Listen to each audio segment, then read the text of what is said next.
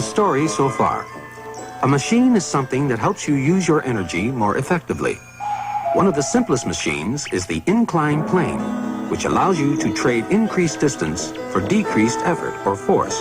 By doubling the distance you move a thing, you can half the force you need to exert.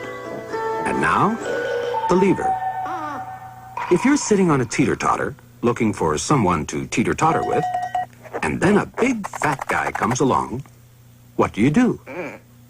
Do you want to risk it?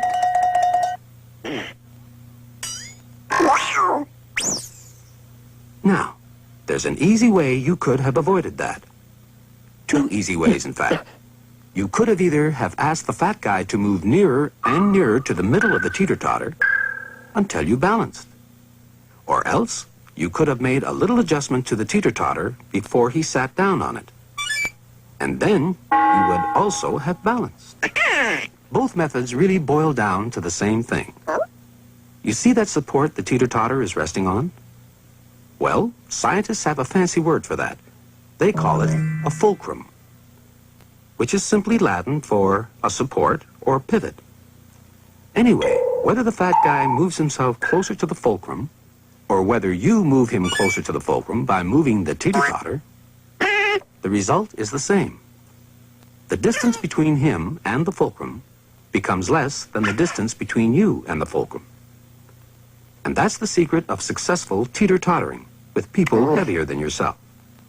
When you double the distance, you can half the force.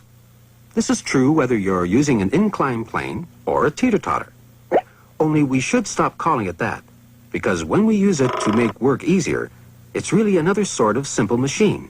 It's really a lever. Yes, a lever. You use levers all the time, things that give you leverage. After the inclined plane, it's the commonest simple machine in the world. Even cavemen knew about levers.